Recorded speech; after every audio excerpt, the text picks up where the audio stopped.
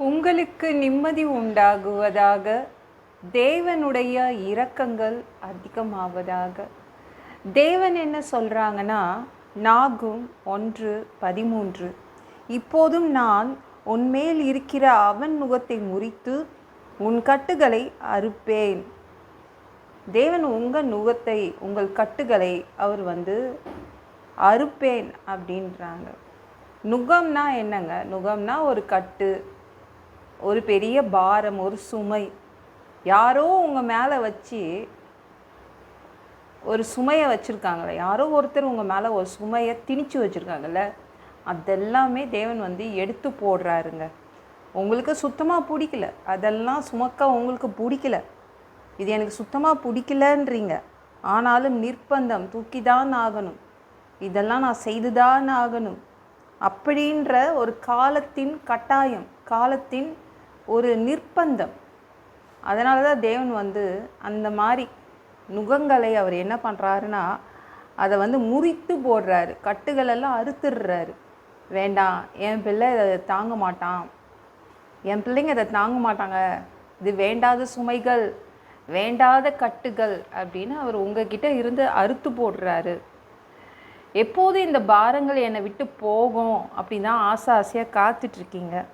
தேவன் ரெடி, இன்றைக்கே அவர் அறுத்து விடுறாரு. இந்த வேண்டாத சுமைகளெல்லாம் இறக்கி வைக்கிறாருங்க. ஐயோ, இந்த வியாதியை நான் சுமக்க ஆசையே படல, ஆனால் அது என்கிட்ட இருக்குது, அந்த மாதிரி வியாதிகள் எல்லாம் சுகமாக்கி அவர் விடுவார்.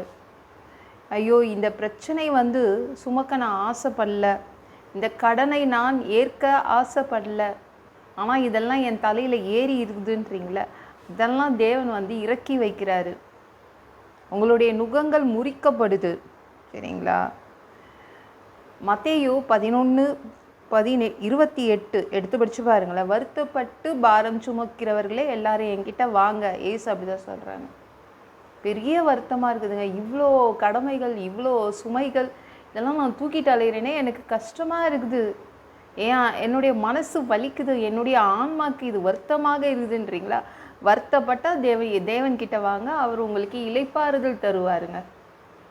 இவ்வளோ பிரச்சனை, இவ்வளோ பாடுகள் வேண்டான்னு ஏசு நினைக்கிறாரு. அதெல்லாம் குறைச்சி தந்துரு, ஃபுல்லாகவே குறைச்சி விட்றாருங்க.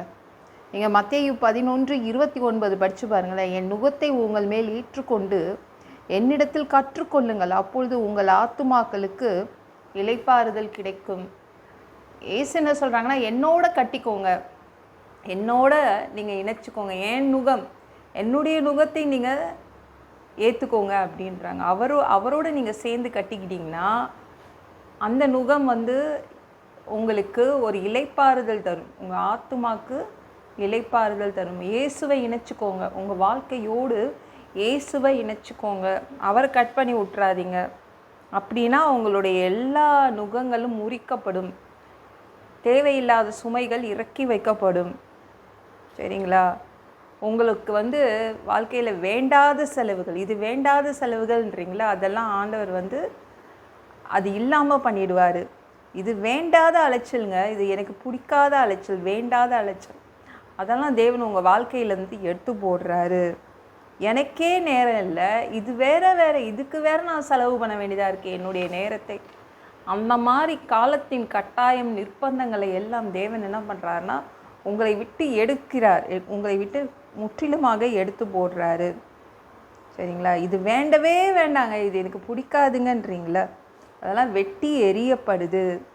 யாரோ ஏவி விட்ட பில்லி சூன்ய பிசாசுகள், யாரோ ஒருத்தர் உங்கள் மேலே ஏவி விட்டு பிசாசை வச்சு உங்கள் வாழ்க்கையை சித்திரவதைப்படுத்துகிறாங்களே, அதெல்லாம் எல்லா பிசாசு கட்டுகள் எல்லாமே உங்களை பிசாசு கட்டி வச்சுருக்கான் பார்த்தீங்களா, அதெல்லாமே தேவன் இன்றைக்கி கட்டுகளை அறுத்து விடுறாரு. நீங்கள் லூக்கா 13:16 பாருங்களேன். அதில் அந்த அதிகாரம் ஃபுல்லாகவே படித்து பாருங்கள். ஏசு கேட்குறாரு, ஒரு எருமை கட்டி இருந்தால் அவுத்து விட மாட்டிங்களா? மனிதனால் முடியும், ஒரு எருமையை அவிழ்த்து விட முடியும், ஒரு நாய் கட்டப்பட்டிருந்தால் கூட நம்ம அவிழ்த்து விட முடியும். ஆனால் ஒரு மனிதன் கட்டி இருக்கும்போது, ஒரு மனிதனுக்கு நிறைய சுமைகள் இருக்கும்போது அவனை நம்மளால் காப்பாற்ற முடியாது.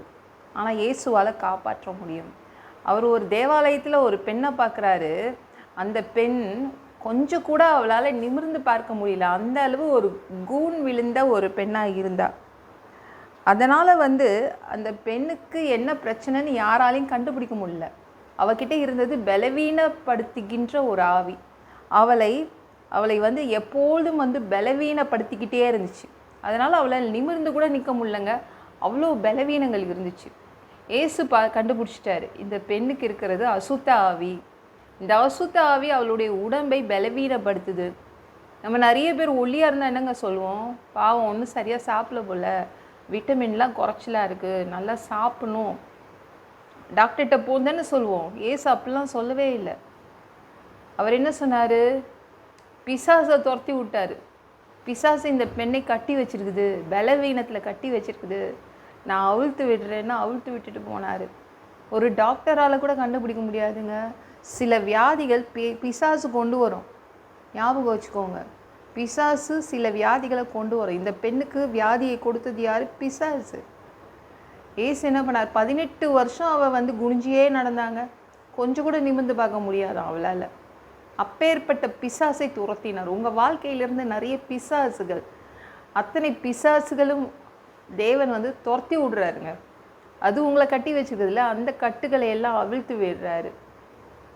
சரிங்களா? உங்களுக்கு ஒரு விடுதலை கிடைக்குது. பயப்படாதீங்க. எல்லா கட்டுகளிலும் இருந்து, வியாதி என்ற கட்டுகளில் இருந்து, பிரச்சனைகள் கட்டுகளில் இருந்து, பிசாசு கட்டுகளில் இருந்து நீங்கள் வெளியில் வரீங்க. இந்த வீடியோ பிடிச்சிருந்துச்சுன்னா மற்றவங்களுக்கும் ஷேர் பண்ண மறக்காதீங்க. கர்த்தர் தாமே உங்களை ஆசீர்வதிப்பாராக. ஜெபம் பண்ணலாமா? அன்பு பிதாவே, உங்கள் பிள்ளைங்க உங்கள் பாதத்தில் வந்திருக்காங்கப்பா. சாமியை இரக்கம் செய்யுங்க, இறங்குங்க அப்பா. வேண்டாத அலைச்சல்கள் அப்பா, அப்படியே வீண் செலவுகள், காலத்தின் நிர்பந்தங்கள், எக்கச்சக்க சுமைகள் உங்கள் பிள்ளைங்கள்கிட்ட இருக்குது. அதெல்லாம் தயவு செய்து ஆண்டவரே, நீங்கள் உங்கள் பிள்ளைங்கக்கிட்ட இருந்து அகற்றி போடுங்க, முறிச்சு போடுங்க. உங்கள் பிள்ளைங்க இதெல்லாம் சுமக்க முடியாது ஆண்டவரே. எவ்வளோதான் சுமக்கிறது? அவங்களுக்கு ஏற்கனவே பாரம் இருக்குது, இன்னும் அதிகமாக்கினால் என்ன பண்ணுவாங்க? தயவுசெய்து அவங்க சுமைகள் எல்லாம் நீங்கள் அகற்றி விடுங்க. கட்டுகளெல்லாம் உடைத்து போடுங்க. எல்லாம் பொல்லாத பிசாசுகள், ஏவல்கள், மந்திரங்கள், தற்கொலை ஆவிகள், பயத்தின் ஆவிகள், பலவீனப்படுத்துகின்ற ஆவிகள் எல்லாம் இயேசு என்ற பெயரினை கொண்டு துரத்துகிறேன். ஓடிப்போ.